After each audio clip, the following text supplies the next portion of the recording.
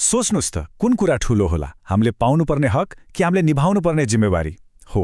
यही अधिकार र कर्तव्यको बहस यो त हाम्रो समाजको एकदमै आधारभूत कुरा हो। यो बहस जति पुरानो छ नि त्यति नै आज पनि सान्दर्भिक छ। त्यसो भए आउनुहोस् आज यसैको गहिराईमा डुबुल्की मारौँ। आजको हाम्रो यो विश्लेषण 5 खण्डमा अघि बढ्नेछ।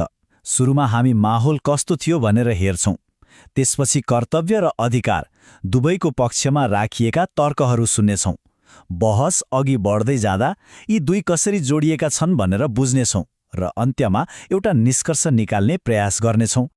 हाम्रो कथा सुरु हुन्छ कपिलवस्तुको एउटा विद्यालयबाट। यहाँ जिल्ला स्तरीय वाद-विवाद प्रतियोगिता हुँदैछ र विद्यार्थीहरू निकै उत्साहित छन्। उनीहरूको अगाडि एउटा यस्तो प्रश्न छ जसले ठूला विचारकहरूलाई पनि सोच्न बाध्य बनाएको छ, अधिकार ठूलो कि कर्तव्य? तर यो कार्यक्रम विद्यार्थीहरूको मात्र होइन, यहाँ त विद्यालयका प्रधानाध्यापक, नगरपालिकाका मेयर, शिक्षकहरू अनि अभिभावकहरू पनि उपस्थित हुनुहुन्छ।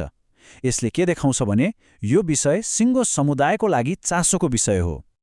अब कुनै पनि बहसलाई सही बाटोमा हिँडाउन नियम त चाहियो नै, होइन र? यहाँ पनि केही कडा नियमहरू छन्, जस्तो कि हरेकलाई बोल्नको लागि 5 मिनेटको समय। अनि हेर्नुस् है, यहाँ व्यक्तिगत आरोप प्रत्यारोप या अपमानजनक भाषाको लागि कुनै ठाउँ छैन। लेखेको हेरेर पढ्न पनि पाइँदैन। किनकि यो विचारको लडाई हो, व्यक्तिहरूको होइन। र हो, अन्तिममा निर्णायकले जे भन्छन् त्यही नै अन्तिम निर्णय हुन्छ, एकदमै स्पष्ट।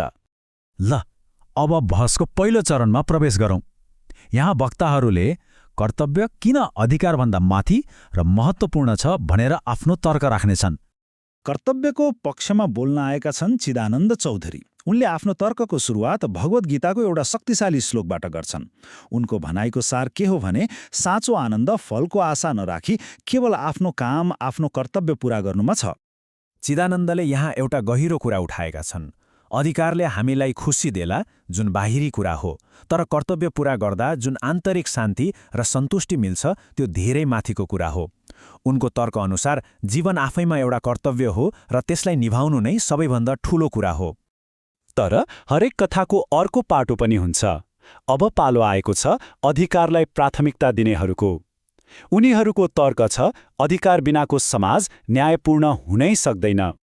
विपक्षकी वक्ता जानकी भण्डारी एउटा दमदार तर्क लिएर आउँछिन्। उनी भन्छिन्, मानिलियौँ अधिकार र कर्तव्य एउटै सिक्काका दुई पाटा हुन्, तर सिक्काको मूल्य त त्यसको पहिलो पाटोमा लेखिएको हुन्छ नि। उनको भनाइमा अधिकार नै त्यो पहिलो र महत्त्वपूर्ण पाटो हो जसले मानिसको पहिचान र अस्तित्वलाई मान्यता दिन्छ। त्यसपछि मात्र कर्तव्यको कुरा आउँछ।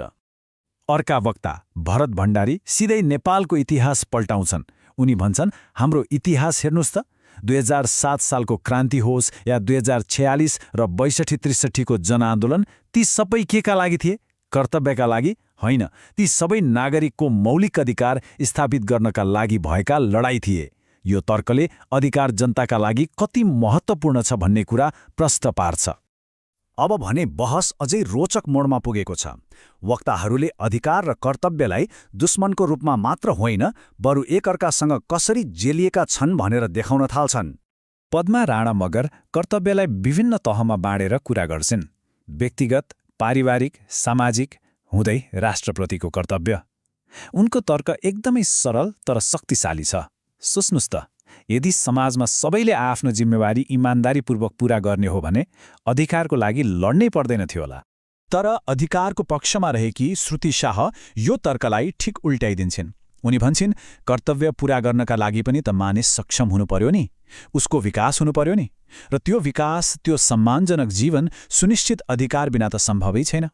उनको नजरमा अधिकार विकासको जग हो, परिणाम होइन। श्रुतिको सबैभन्दा बलियो प्रमाण त्यो हो नेपालको संविधान। उनले औल्याउँछिन् कि हाम्रो संविधानमा नागरिकको कर्तव्यको कुरा गर्नुभन्दा पहिले धारा 16 देखि 46 सम्म मौलिक हकहरूको लामो सूची दिइएको छ। यसले के देखाउँछ भने हाम्रो राष्ट्रको कानुनी प्रणालीले नै अधिकारलाई नागरिक जीवनको आधार मानेको छ। प्रतियोगिता आफ्नो अन्त्यतिर आइपुगेको छ, तर के यो बहसमा कोही एकजना विजेता हुन सक्छ? आउनुहोस् अहिलेसम्मका तर्कहरूलाई समेटेर एउटा निचोड निकाल्ने प्रयास गरौँ। ल, प्रतियोगिता त औपचारिक रूपमा सकियो, निर्णायकहरूले आफ्नो निर्णय पनि दिए, तर वास्तविक निष्कर्ष के निस्क्यो त? निष्कर्ष यो हो कि अधिकार र कर्तव्य एक अर्काका दुश्मन कहिल्यै थिएनन् न त हुन्। यी त एउटै गाडीका दुई पाङ्ग्रा जस्ता हुन्। एउटा मात्र भयो भने गाडी गुड्दैन। समाजलाई अगाडि बढाउन दुवै सँगसँगै सन्तुलनमा चल्नुपर्छ। एउटा बिना अर्कोको अस्तित्व नै अधुरो छ। र अन्त्यमा एउटा प्रश्न यहाँहरूलाई सोच्नको लागि छोडेर जाँदैछौँ।